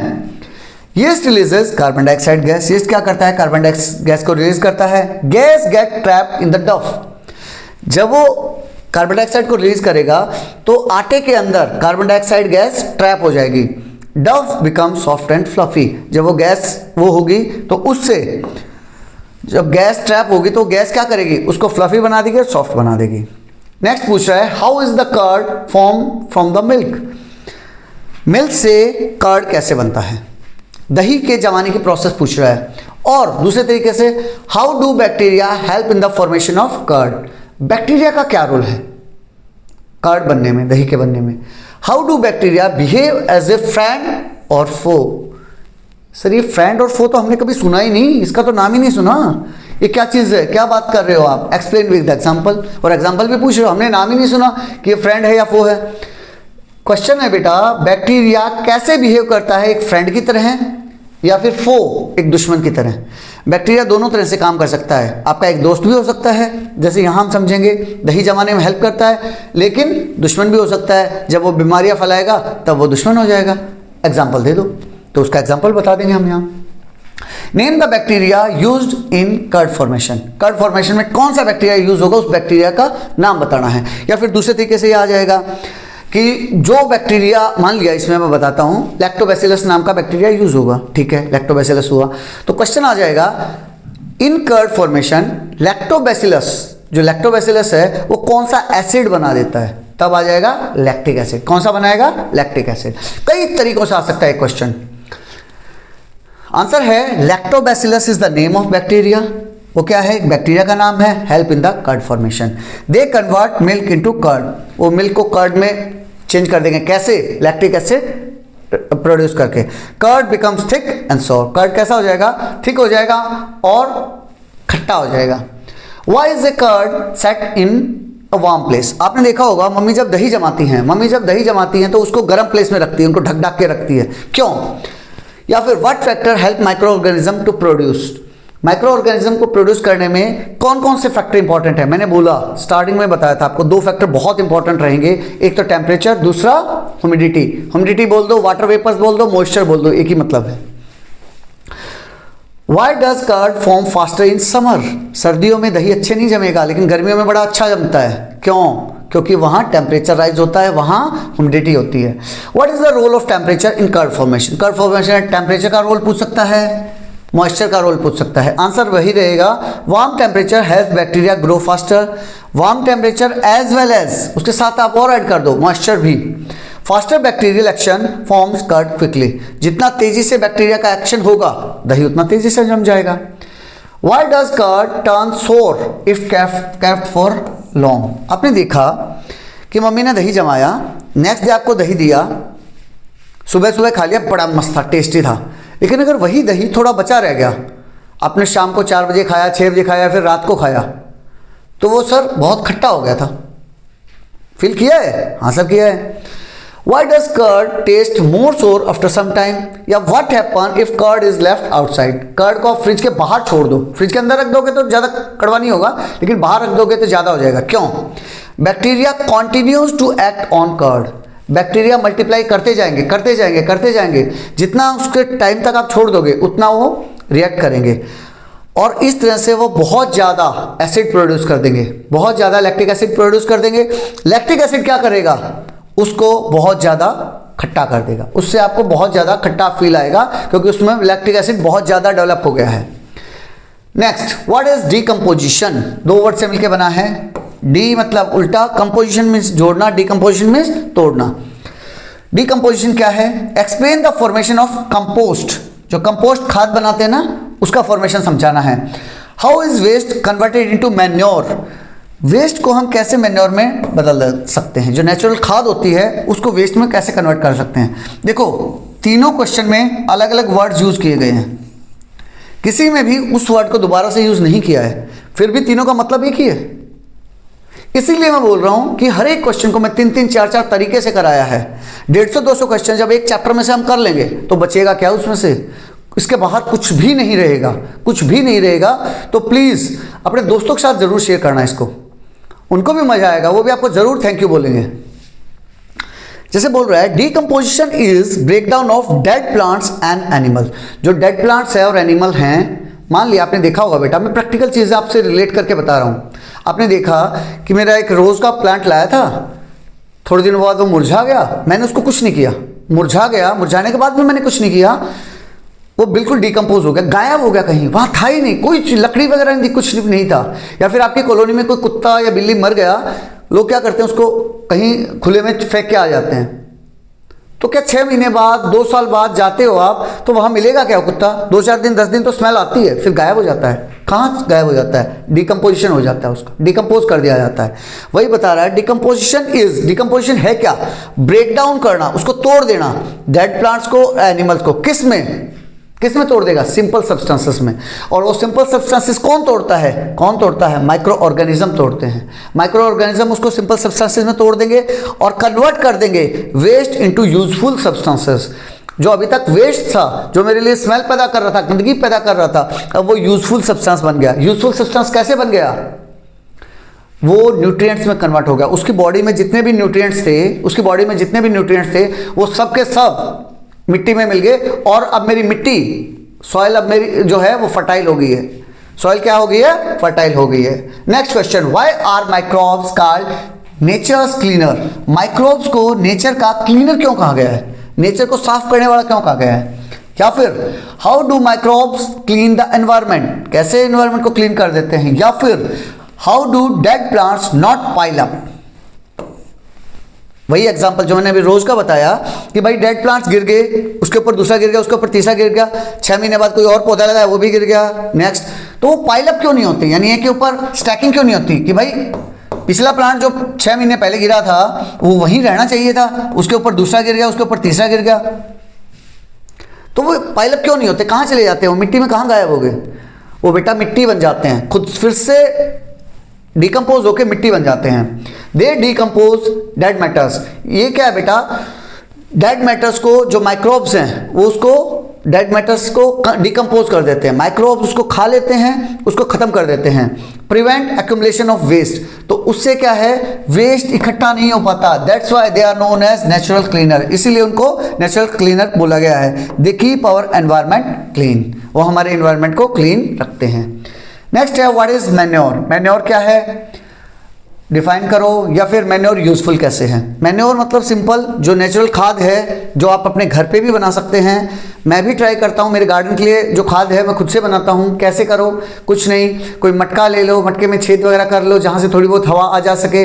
कुछ नहीं तो गड्ढा खोद लो, गड्ढे में ड्राई लीव्स डाल दो, फिर मिट्टी की एक छोटी पतली सी लेयर डाल दो, उसके ऊपर आप वेजिटेबल पील्स डालते रहो। जब भी आपकी सब्जियां काटी उसके ऊपर डाल दी, उसके ऊपर फिर मिट्टी की थोड़ी लेयर डाल दो। जब ये पाइल अप हो गई, 3-4 लेयर्स बन गई, अब उसको बीच बीच में कभी कभी पानी देते रहो ताकि उसको मॉइस्चर मिलता रहे। जितना मॉइस्चर मिलेगा, जितना टेम्परेचर मिलेगा, बहुत जल्दी उसके अंदर से माइक्रोब्स तैयार हो जाएंगे। और माइक्रोब्स क्या करेंगे? जो वेजिटेबल पील्स हैं, जो ड्राई लीव्स हैं, उनके अंदर जितने भी न्यूट्रिएंट्स होंगे उसको मैन्योर में कन्वर्ट कर देंगे, उसको मैन्योर में कन्वर्ट कर देंगे। अब 2-3 महीने बाद, 6 महीने बाद आराम से उसमें से निकालो, मिट्टी बन चुका होगा, उसको अपने गार्डन में यूज कर सकते हो। Manure is form by decomposition. कैसे बना? डिकम्पोजिशन से बना। इट इज न्यूट्रिएंट रिच, इसमें बहुत सारे न्यूट्रिएंट्स होते हैं। इम्प्रूव्स सॉइल फर्टिलिटी, ये हमारी मिट्टी की फर्टिलिटी को बढ़ाता है। How do microbes help farmer? Microbes farmer की कैसे हेल्प करते हैं? How are micro organism helpful in crop production? कैसे क्रॉप प्रोडक्शन में हेल्पफुल होते हैं? What is the role of rhizobium bacteria? Sir ये तो सुना ही नहीं कभी। राइजोबियम बैक्टीरिया का क्या रोल है? सर इन दो क्वेश्चन का कोई आपस में लिंक है क्या? बिल्कुल है भाई। राइजोबियम बैक्टीरिया बहुत बढ़िया एग्जांपल है, बहुत बढ़िया एग्जांपल है कैसे वो फार्मर की हेल्प करता है। Why are leguminous plants important? जो लेगुमिनियस प्लांट्स हैं जैसे कि मटर, चना, उनको लेगुमिनियस प्लांट के अंडर में रखा गया है। वो इंपॉर्टेंट कैसे हैं? उनके क्या रोल है, क्या फायदा देते हैं? तो सर राइजोबियम का और लेगुमिनियस का क्या लिंक है? अगर आपको लिंक पता चल गया तो आंसर आप इजीली दे सकते हैं। लेगुमिनियस प्लांट बेटा जानबूझ के उगाए जाते हैं, जानबूझ के उगाए जाते हैं। क्यों? क्योंकि जब लेगुमिनियस प्लांट को मैं उगाऊंगा, मटर है, चना है, उन सबको उगाऊंगा, तो उसकी जड़ों में राइजोबियम बैक्टीरिया अपने आप से आ जाते हैं, अपने आप से आ जाएंगे, डेवलप करेंगे। डेवलप करके क्या करेंगे? जो एटमॉस्फेयर में नाइट्रोजन है जिसको मेरा प्लांट एब्जॉर्ब नहीं कर सकता, जिसको मेरी मिट्टी एब्जॉर्ब नहीं कर सकती, उसको यूजेबल बना देंगे। उस नाइट्रोजन को सॉल्यूबल नाइट्रोजन में कन्वर्ट कर देंगे, जिसको अब मेरी मिट्टी इजीली यूज कर सकती है, मेरी सॉइल इजीली यूज कर सकती है। तो हो गया ना फायदेमंद का सौदा। तो अब क्या होगा? तो वो जो लेगुमिनियस प्लांट हैं वो राइजोबियम को खाना दे देंगे और राइजोबियम उसके लिए नाइट्रोजन तैयार कर देगा। तो basically it is an example of symbiotic relation. Symbiotic means जहां दोनों का फायदा है। देखो लेगुमिनियस प्लांट को भी फायदा है और राइजोबियम को फायदा है, और एट द लास्ट फार्मर को तो फायदा है ही। Rhizobium bacteria lives in roots. किसके रूट्स में? किसके रूट्स में? लेगुमिनियस प्लांट्स के रूट में। Add nitrogen to the soil, soil को नाइट्रोजन ऐड कराने में हेल्प करता है। जो इनसॉल्यूबल नाइट्रोजन है, एटमॉस्फेयर में बहुत नाइट्रोजन है, 78% नाइट्रोजन है, लेकिन प्लांट उसको डायरेक्टली कंज्यूम नहीं कर सकता, डायरेक्टली कंज्यूम नहीं कर सकता, तो राइजोबियम उसकी हेल्प कर देता है कि ये ले भाई तेरी हेल्प मैं कर देता हूँ, and at the last soil की फर्टिलिटी बढ़ जाती है। Why does bread spoil faster in summer? हम डिस्कशन कर चुके हैं। Next, why does food spoil quickly in warm weather? गर्मियों के दिनों में खाना जल्दी खराब क्यों हो जाता है, बारिश के दिनों में जल्दी खराब क्यों हो जाता है, सर्दी के दिनों में खराब क्यों नहीं होता है, किसी भी तरीके से आ जाए। Why is bread stored in the refrigerator, bread को रेफ्रिजरेटर में स्टोर क्यों किया जाता है। या फिर वही क्वेश्चन है कि सर्दियों में ब्रेड काफ़ी दिनों तक चल जाती है, गर्मियों में 2 दिन में ही खराब हो जाती है। आंसर वही है, warm temperature helps micro organism grow faster. जो टेम्परेचर होगा या जो भी मॉइस्चर होगी वो उसको हेल्प करेगी। फास्टर ग्रोथ कॉजेज स्पॉइलेज, तो फास्टर को क्या करेगा बेटा, जैसे जैसे माइक्रोब्स बढ़ेंगे वो स्पॉइल ज़्यादा होगा। And at the last cold slows microbial growth, सर्दी क्या है माइक्रोबियल ग्रोथ को नहीं बढ़ने देगी, इसीलिए हम उसको फ्रिज में रखते हैं या फिर इसीलिए सर्दियों में हमारी ब्रेड काफ़ी दिनों तक चल जाती है। Question 25, why are antibiotics not effective against virus. जो एंटीबायोटिक होते हैं 2 वर्ड से मिलकर बना है, anti means against, biotic means bacterial की बात कर रहा है। तो बेसिकली जो एंटीबायोटिक है ना वो एंटी बैक्टीरियल होते हैं, एंटीवायरस नहीं होते हैं, इसीलिए वो वायरस के अगेंस्ट काम नहीं करते, ये वो बैक्टीरिया के अगेंस्ट काम करते हैं। Why do antibiotics not cure common cold, common cold किस कारण से होता है, कॉमन कोल्ड होता है वायरस के कारण से। अगर आपको इसका रीजन पता होगा कॉमन कोल्ड वायरस के कारण से होता है और आप इसको कोरिलेट कर पाओगे तो आप सेकंड क्वेश्चन का भी आंसर इजीली कर पाओगे। जो एंटीबायोटिक है कॉमन कोल्ड में, जब सर्दी खांसी जुकाम हो जाता है तब वो क्यों काम नहीं देते, एंटीबायोटिक दवाई क्यों नहीं दी जाती सर्दी खांसी जुकाम में। Why should antibiotics not be misused, antibiotic का मिसयूज नहीं करना चाहिए। या फिर इसी क्वेश्चन को घुमा के देना चाहेगा, वो बोलेगा एंटीबायोटिक्स आपको सिर्फ और सिर्फ डॉक्टर के प्रिस्क्रिप्शन से क्यों लेनी चाहिए। और एक और तरीके से आ सकता है कि डॉक्टर ने आपको 5 दिन की दवाई दी और 2 दिन में आप ठीक हो गए, तो क्या फिर दवाई स्टॉप कर देनी चाहिए, नहीं, आपको पूरा कोर्स 5 दिन का लेना ही लेना चाहिए, आप ठीक हुए या नहीं हुए। अदरवाइज आने वाले टाइम में एंटीबैक्टीरिया के अगेंस्ट आपकी बॉडी रिएक्ट करना छोड़ देगी। इन सब का आंसर वही है, antibiotic works on bacteria only, antibiotic bacteria पे ही काम करेगा। कॉमन कोल्ड किस कारण से होता है, वायरस के कारण से होता है, hence antibiotic do not work on the viruses. और हो सकता है बेटा वो कॉमन कोल्ड की जगह वायरस से होने वाले कोई दूसरा बीमारी बता दे, जैसे कोविड बता दे, तो कोविड में एंटीबायोटिक क्यों नहीं लिया था, क्योंकि कोविड भी वायरस के कारण ही हुआ था, कोविड भी वायरस के कारण ही हुआ था, इसीलिए वो काम नहीं करेगा।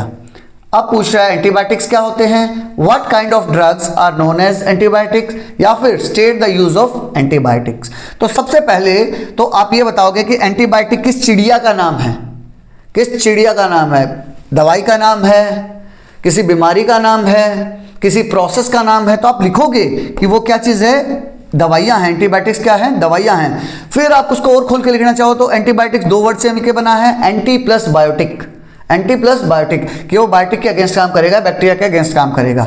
किल और stop growth of the bacteria, या तो किल कर देगा या स्टॉप कर देगा बैक्टीरिया के ग्रोथ को। Use to treat bacterial disease, इसका यूज क्या होगा, बैक्टीरियल डिजीज के अगेंस्ट इसका काम हम यूज लेंगे। अब आ गया वो क्वेश्चन जो मैं बता रहा था, हमें एंटीबायोटिक्स डॉक्टर के एडवाइस पे ही क्यों लेनी चाहिए, या फिर अब ये तो एक अलग क्वेश्चन बन गया, सेल्फ मेडिकेशन सर आपने कुछ और ही लिख दिया। Self medication is harmful, self medication होता क्या है बच्चे को यही नहीं पता है। सेल्फ मेडिकेशन का मतलब है भाई, कई बार ऐसा नहीं होता कि आपको फीवर आया, मम्मी बोले अरे कुछ नहीं है कुछ नहीं है, इसको पीसीएम दे दो, पैरासीटामोल दे दो, बहुत से घरों में होता है ये, हम खुद से ही डॉक्टर बन जाते हैं। तो सेल्फ मेडिकेशन हार्मफुल क्यों है, एक्सप्लेन करो। What happens if antibiotics are used wrongly? अगर एंटीबायोटिक्स को मैंने गलत तरीके से यूज किया, 5 दिन की दवाई दी थी, 1 दिन में ठीक हो गया, दूसरे दिन से मैंने दवाई लेनी छोड़ दी, ऐसा नहीं करना है। Why is misuse of antibiotic harmful? अगर एंटीबायोटिक का मिसयूज करता हूँ, मैं प्रॉपर डाइट नहीं लेता हूँ, जैसे उन्होंने बताया है उसी फ्रेम में नहीं लेता हूँ, उसी तरीके से नहीं लेता हूँ, तो हार्मफुल कैसे हो सकते हैं। इनकरेक्ट और unnecessary use can be harmful, जरूर आपको ऐड करना है, अपने आंसर में ये लाइन होनी ही होनी चाहिए। A doctor ensures that the antibiotics is needed, doctor जब सोचेगा कि भाई उसको चाहिए ही चाहिए और उस बंदे के लिए सूटेबल है, and taken in the correct dose, और वो करेक्ट डोज में देगा, एंड ड्यूरेशन फिक्स ड्यूरेशन के हिसाब से देगा, 3 दिन की 5 दिन की स्टेप से देगा। मे कॉज साइड इफेक्ट, और इसका क्या है बेटा, इसके कारण साइड इफेक्ट भी आ सकते हैं। अगर आप सही तरीके से नहीं लोगे तो हो सकता है वो हमारे अच्छे बैक्टीरिया को मार दे, या फिर एंटीबायोटिक रेजिस्टेंस हमारे अंदर डेवलप हो जाए। आपकी बुक में अच्छे से एक्सप्लेन कर रखा है एंटीबायोटिक रेजिस्टेंस के बारे में, कि मान लिया मैं एंटीबायोटिक बिना काम के ले जा रहा हूँ, जब मन किया फिर एंटीबायोटिक लिया, तो फिर क्या होगा, जब रियल में मुझे उसकी जरूरत होगी तब वो काम नहीं करेगा। नेक्स्ट है, why can bacteria survive in extreme conditions. आपने देखा होगा कई बार साइंटिफिक रिसर्च वगैरह पढ़ रहे होंगे आपने कभी न्यूज़पेपर में, कि वहाँ इतने हजारों साल पहले, अभी जब खुदाई हुई तो इतने हजारों साल पहले पुराने बैक्टीरिया मिले हमें, माइक्रोब्स मिले हमें, ऐसा आपने सुना होगा। तो वही पूछ रहा है कि वो एक्सट्रीम कंडीशन में कैसे सर्वाइव कर जाते हैं। या फिर why are bacteria found in hot and cold places, बिल्कुल गर्म जगह पे मिल जाएंगे, बिल्कुल ठंडी जगह पे मिल जाएंगे। Why can bacteria survive where human can not, ऐसी ऐसी जगह पे बर्फ के नीचे दबे हुए हैं, लावा के अंदर पड़े हुए हैं, वहां भी मिल जाएंगे जहां आदमी सर्वाइव नहीं कर सकता। ऐसा क्यों? रीजन बता रहा है, it forms protective structure like spores, protective structure बना लेते हैं बेटा, जैसे कि स्पोर फॉर्मेशन कर लेंगे, जो बैक्टीरिया होंगे वो स्पोर फॉर्मेशन कर लेंगे। एंड हैव स्पेशल एडेप्टेशन, और उनकी एक स्पेशल एडेप्टेशन डेवलप हो जाएगी against the weather, because of simple body structure. इनका बॉडी स्ट्रक्चर कैसा होता है? सिंपल बॉडी स्ट्रक्चर होता है, यूनिसेलुलर होगा या फिर मल्टीसेलुलर भी होगा, तो भी हमारी तरह इतना डेवलप नहीं होगा, छोटा सा होगा तो वो सर्वाइव कर लेगा। This help them survive harsh condition, इस तरह से वो हार्श कंडीशन में सर्वाइव कर लेंगे। Why is yeast alive but baking soda is not?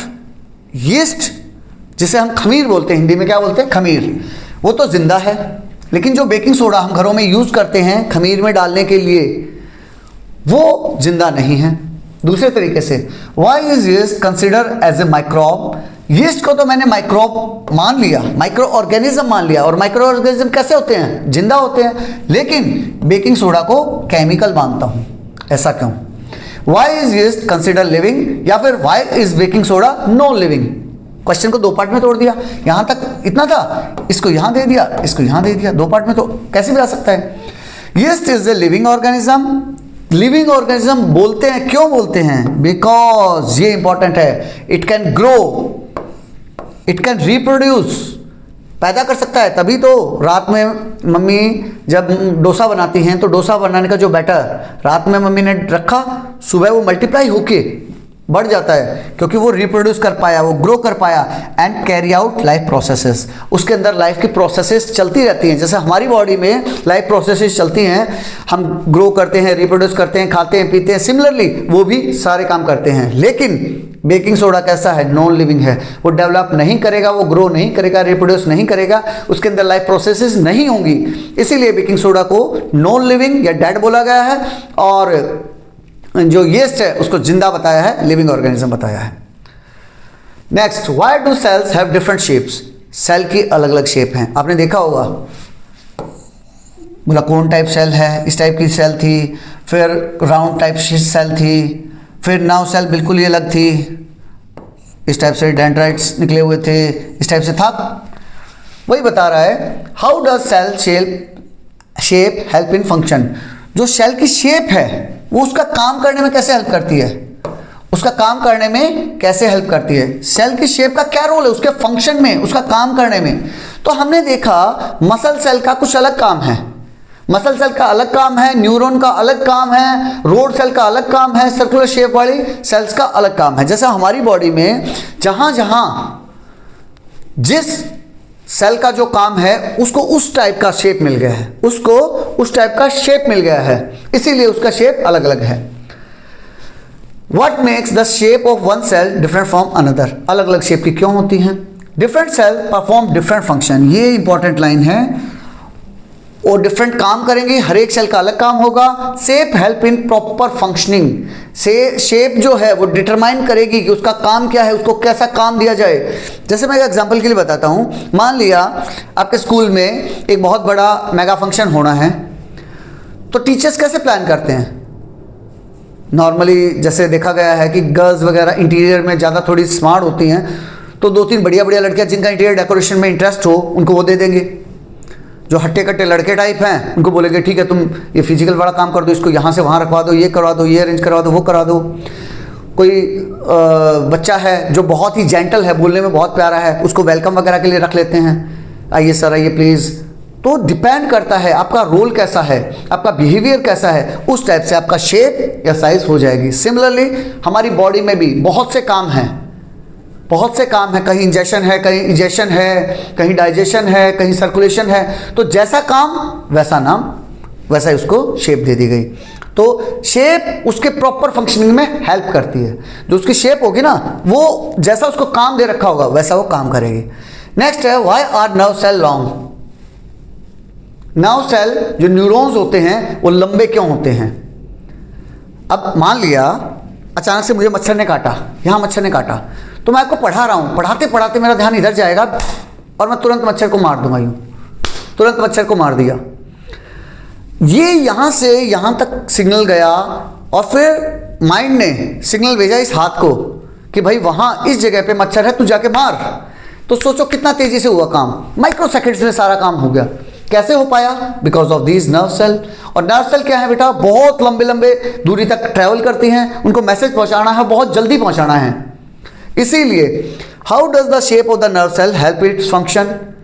Function मैंने बता दिया, इसका फंक्शन क्या है, मैसेज पहुंचाना और जल्दी पहुंचाना।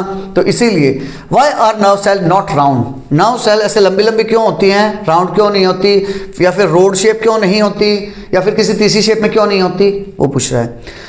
Nerve cell carry messages. Nerve cell का यूज क्या है? नर्व सेल का यूज है मैसेज पहुंचाना। Long shape helps message travel long distances. तो अगर जितनी लंबी शेप होगी उतना जल्दी मैसेज पहुंचेगा, जुप से पहुंच जाएगा। तो इसीलिए उसका शेप लंबी होती है। Why are blood cells round. लेकिन ब्लड सेल का शेप राउंड क्यों दे दी?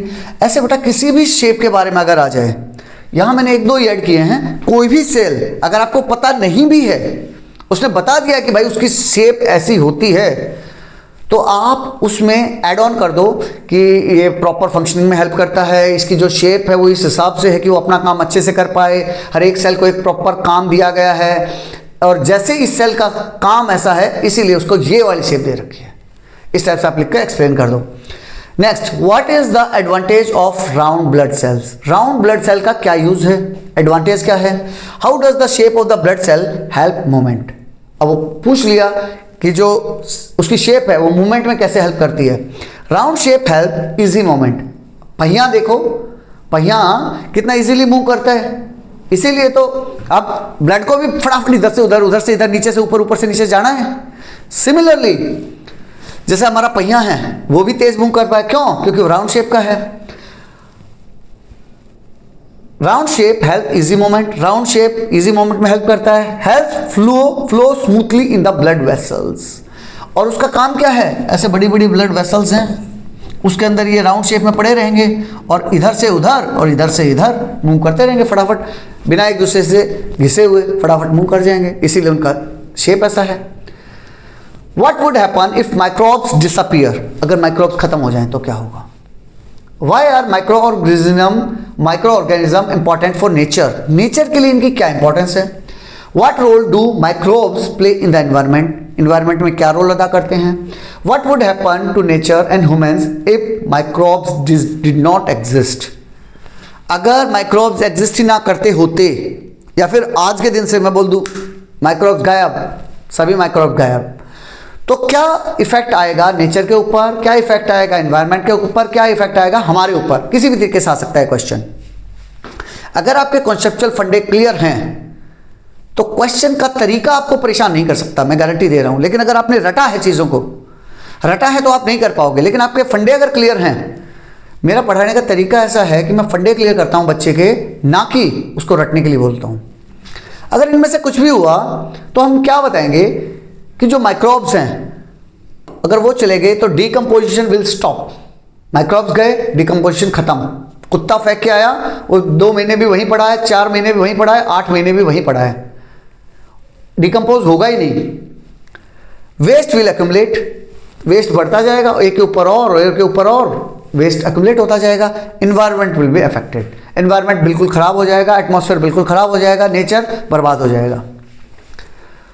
Where are microbes found, microbes कहाँ मिलते हैं? और माइक्रो ऑर्गेनिज्म फाउंड एवरीवेयर, क्या सभी जगह मिलते हैं? Mention places where micro organism live, या what are the natural habitats of micro organism. Already discussion कर चुके हैं हम। ये एयर में मिलेंगे, वाटर में मिलेंगे, सॉइल में मिलेंगे, हाथ पे मिलेंगे, मेरे बेड पे मिलेंगे, मेरी किताबों में मिलेंगे, कहाँ नहीं मिलेंगे? हर जगह मिलेंगे। Found in air, water, soil, या फिर कहो तो हर जगह। Also inside plants and animal, even मेरे पेट के अंदर भी millions of microbes are there at present. तो सोचो कहाँ नहीं है? हर जगह। Are found everywhere. Are all microbes harmful, क्या सभी के सभी नुकसानदायक होते हैं? या फिर do microorganism only cause disease, क्या माइक्रो ऑर्गेनिज्म हमें भगवान ने सिर्फ और सिर्फ बीमारियों के लिए दिए हैं? आर माइक्रोब्स यूजफुल, इसका उल्टा, क्या यूजफुल भी हो सकते हैं क्या? Micro organism always have a negative effect, या फिर वही question, micro organism can be A friend और ए फो, क्या माइक्रो ऑर्गेनिज्म हमारा दोस्त हो सकता है या फिर दुश्मन? तो बेटा हम बार बार डिस्कशन कर चुके हैं, no, all micro organism are not harmful, many are useful in our daily life, that's why known as friend or foe. इसीलिए कुछ यूजफुल हैं तो उन्हें फ्रेंड बोल देते हैं, कुछ दुखदाई हैं तो हमें उन्हें फो बोल देते हैं, जो डिजीज वगैरह फैलाते हैं। तो जैसे आप देख पा रहे हो, हमारे पेट में डाइजेशन में हेल्प करते हैं, दही जमाने में लैक्टोबैसिलस बैक्टीरिया हेल्प करता है, इवन जो ट्रेन में बायो टॉयलेट लगे होते हैं वो भी तो यही काम करते हैं। जो आपका वेस्ट आपने ट्रेन में छोड़ दिया, वो क्या करते हैं? वो उसको कन्वर्ट कर देते हैं मैन्योर में, उसको खाद में कन्वर्ट कर देंगे, जिसको बाद में आप यूज कर सकते हो। व्हाट आर पैथोजेंस, पैथोजेंस क्या होते हैं? Define disease causing micro organism, यहाँ पैथोजेंस बताया है, यहाँ उसी को एक्सप्लेन कर दिया है। वो माइक्रो ऑर्गेनिज्म जो कि डिजीज कॉज करते हैं, जो कि बीमारियां फैलाते हैं, तो उन्हें क्या बोलते हैं? उन्हें पैथोजन ही तो बोलते हैं। What causes infectious disease, infectious disease कौन फैलाते हैं?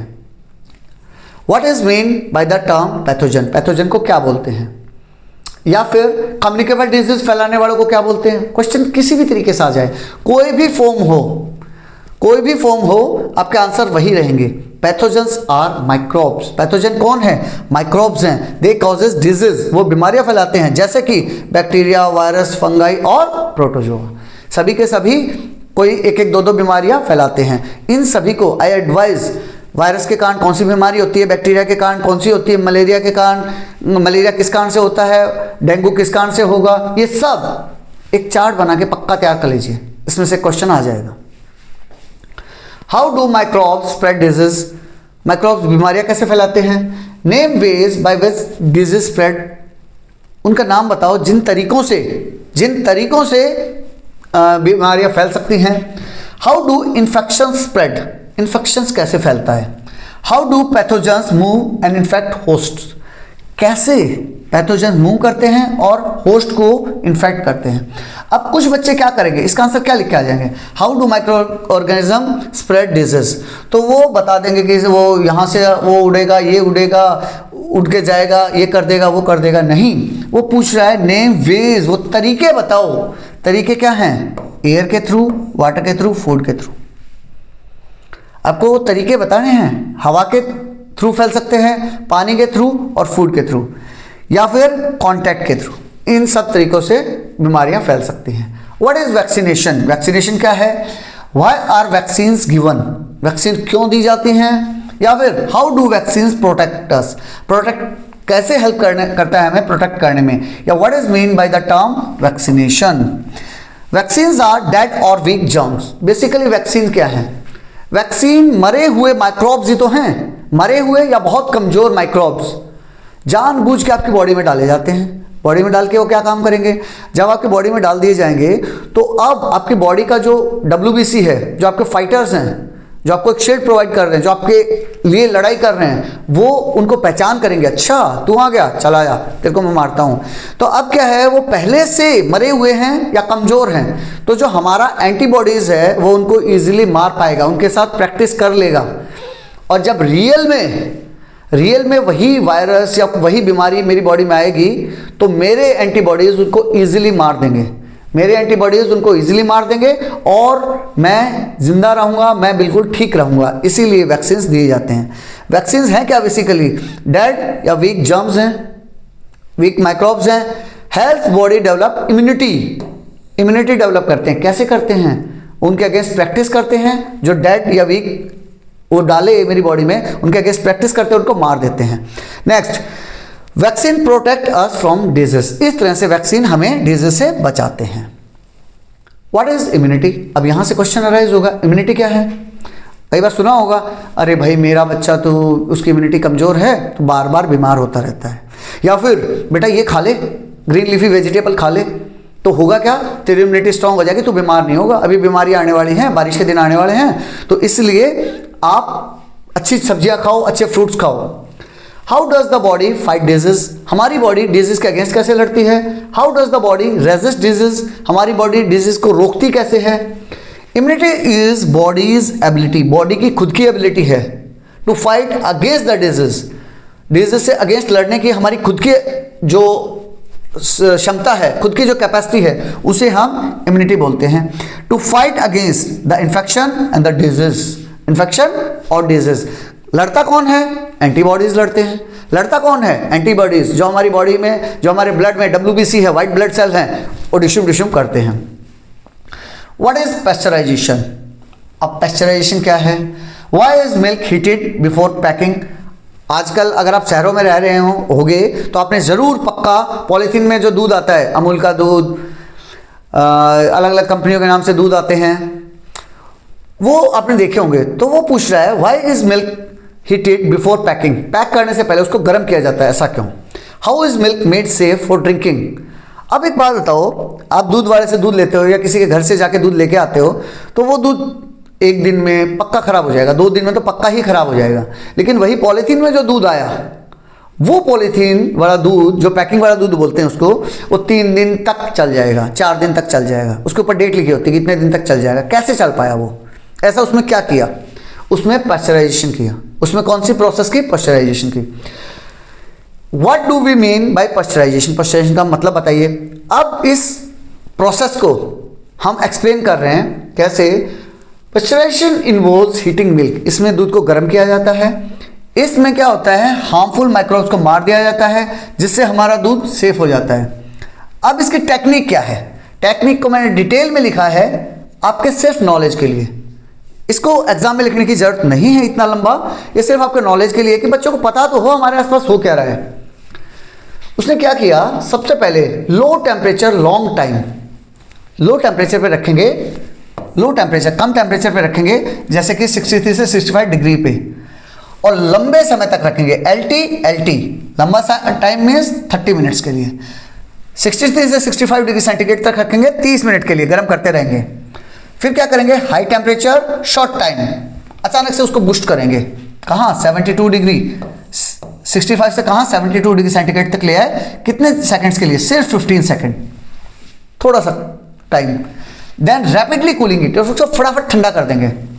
अल्ट्रा हाई टेम्परेचर, फिर उसको क्या करेंगे, हीटिंग मिल्क टू 135 से लेके 150 डिग्री सेंटीग्रेड तक सिर्फ 2 से 5 सेकंड के लिए, सिर्फ 2 से 5 सेकंड के लिए गर्म करेंगे।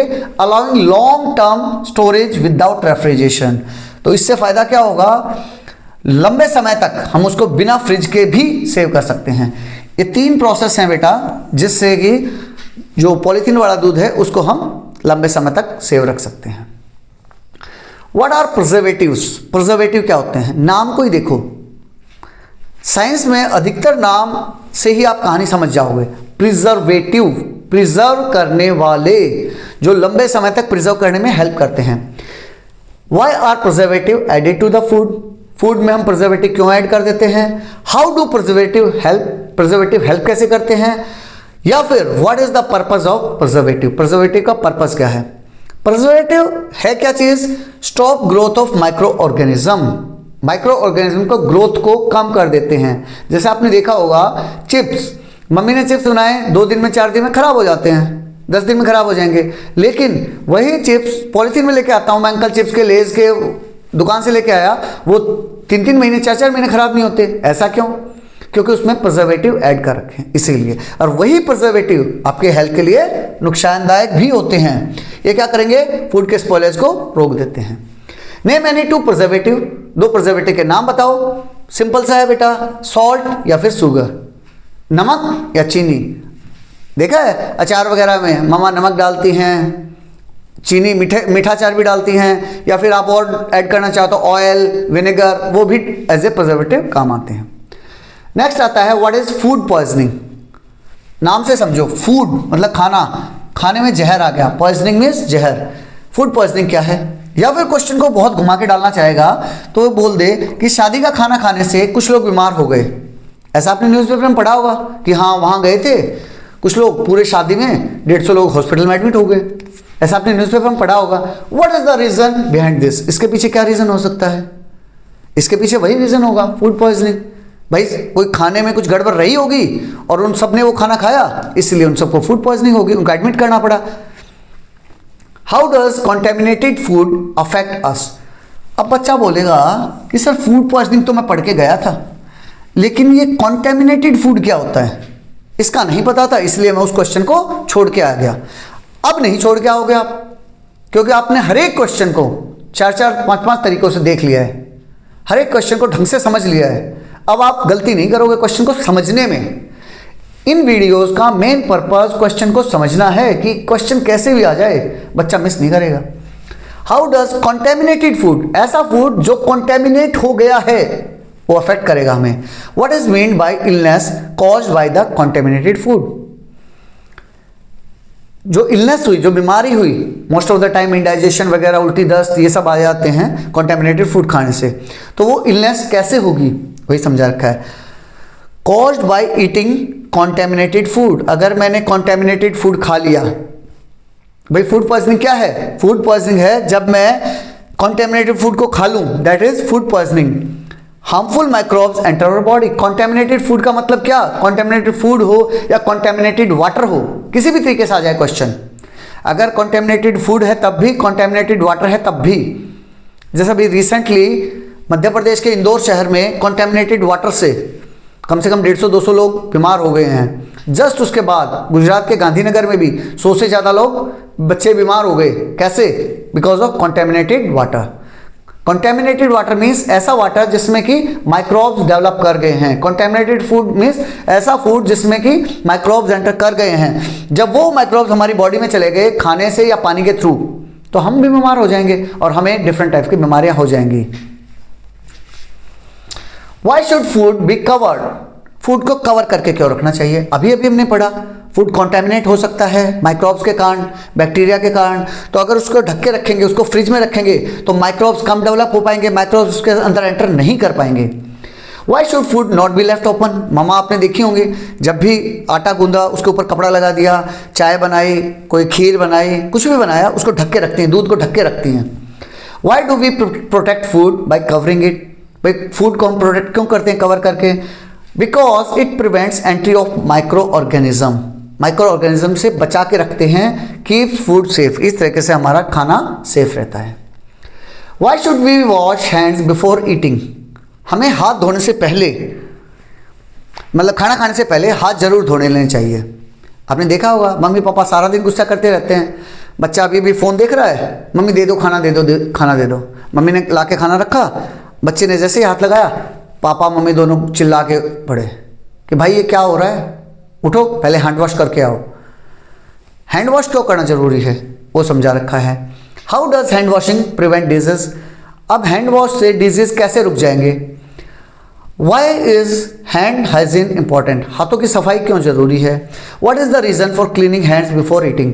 खाने से पहले हैंड वॉशिंग क्यों जरूरी है? मैंने आपको बताया कि अगर मैं अभी देख पाऊँ मेरे हाथ के ऊपर millions of bacterias are there, लेकिन वही चीज़ अगर मैं एक बार अच्छे से किसी अच्छे साबुन से या फिर हैंड वॉश से हाथ धो के अब उसके नीचे रखूँगा, तो क्या अब बैक्टीरिया बिल्कुल ज़ीरो हो जाएंगे? नहीं, अब भी कुछ होंगे लेकिन बहुत कम हो जाएंगे। तो उससे कम से कम प्रिवेंशन हुआ। बिल्कुल स्टॉप नहीं कर सकते हम, लेकिन प्रिवेंशन ज़रूर हो जाएगा, कम हो जाएगा। Remove germs from the hand. हमारे हाथों से जर्म्स निकल जाएंगे। इट प्रिवेंट्स द डिजीज, उससे डिजीज से बच जाऊंगा। नेक्स्ट आता है व्हाट इज हाइजीन। हाइजीन का मतलब क्या है? हाइजीन मतलब साफ सफाई। Why is hygiene important? Hygiene important क्यों है? What do we mean by hygiene? Hygiene का मतलब क्या है? Hygiene means keeping our body clean.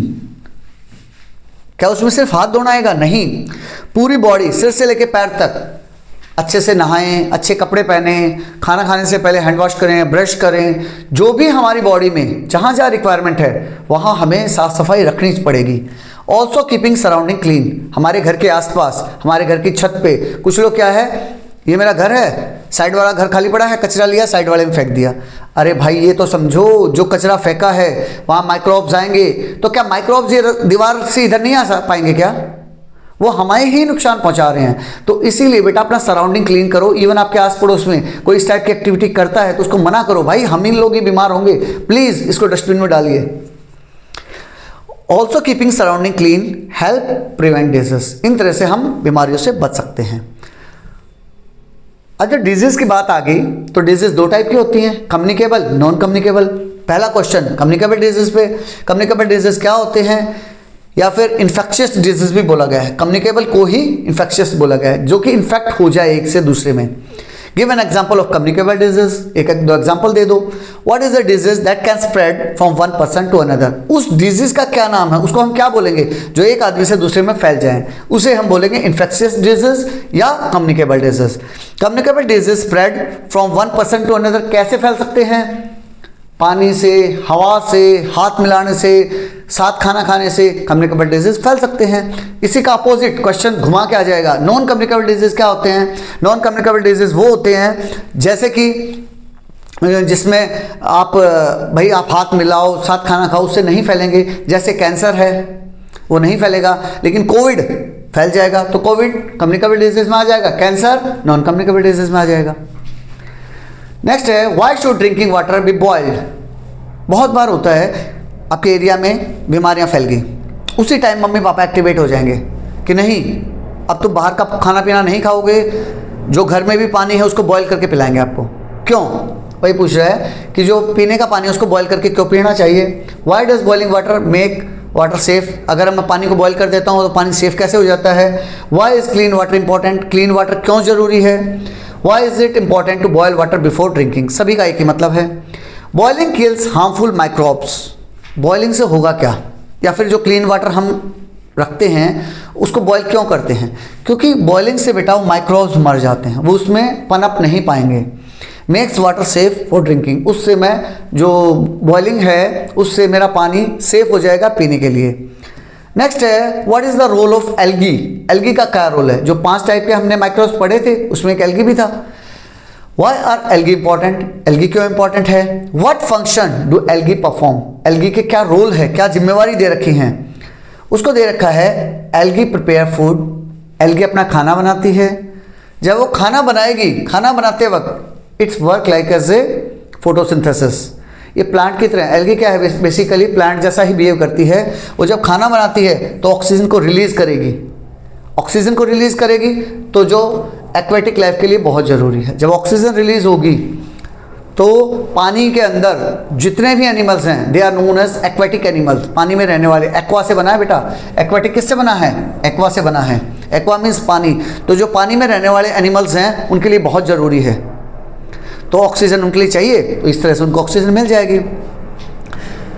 Y is the study of micro organism important? Microbes को पढ़ना इतना ज़रूरी क्यों है? क्यों आपके 8th क्लास में चैप्टर घुसा दिया? सर हमें दिख भी नहीं रहा है, अब हमारे आसपास है तो सही लेकिन दिख नहीं रहे, फिर भी हमारे चैप्टर में घुसा दिया, बताओ क्या ज़रूरत है? वही आपके क्वेश्चन का आंसर है। What is the importance of micro organism? Micro organism की इंपॉर्टेंस क्या है? What benefit come from understanding microbes? Microbes को हम समझ लेंगे तो हमें क्या फ़ायदा मिलेगा? It help us understand useful roles. इससे हमें पता चल जाएगा कि किसका क्या रोल है। अगर हम माइक्रोब्स को समझ गए, जैसे अभी कोविड-19 की बात करते हैं, अगर हम नहीं समझ पाते, फॉर एग्जांपल हम नहीं समझ पाते कि किस कारण से फैला, कोई वायरस, कोविड नाम का कोई वायरस भी होता है, हमें यही नहीं पता होता कि वायरस है, बैक्टीरिया है या कुछ है, माइक्रोब्स ही नहीं है, हमें माइक्रोब्स का ही नहीं पता होता, तो सोचो हम कैसे उसका सॉल्यूशन कर पाते। इसीलिए ज़रूरी है। ऑल्सो इसके हार्मफुल इफेक्ट को भी हम समझ सकते हैं। And at the last important for health and environment. और इस तरह से हमारे हेल्थ और एनवायरनमेंट में बहुत हेल्प करते हैं, हमें हेल्दी बनाने में हेल्प करते हैं। इसी के साथ ये आपके पूरी बुक का सेकंड चैप्टर हमने कंप्लीट कर लिया है। 1 बाय 1 पूरे प्लेलिस्ट में डाल दूंगा, बहुत जल्दी आपके एग्जाम से पहले मिल जाएंगे आपको सारे क्वेश्चन। सोचो इतने क्वेश्चन करने के बाद मुझे नहीं लगता कोई क्वेश्चन बचा होगा। फिर भी अगर कोई क्वेश्चन बचा हो तो प्लीज़ कमेंट करके बताइएगा, मैं ऐड ऑन कर दूंगा। हाँ, कुछ इम्प्रोवाइजेशन चाहिए तब भी बताइएगा, क्योंकि जब भी एक नई प्लेलिस्ट स्टार्ट होती है ना तो I can add on any time. लेकिन अपने दोस्तों के साथ शेयर कर दीजिएगा ताकि उनको भी मजा आए। With this I am signing off. जय हिंद, जय भारत।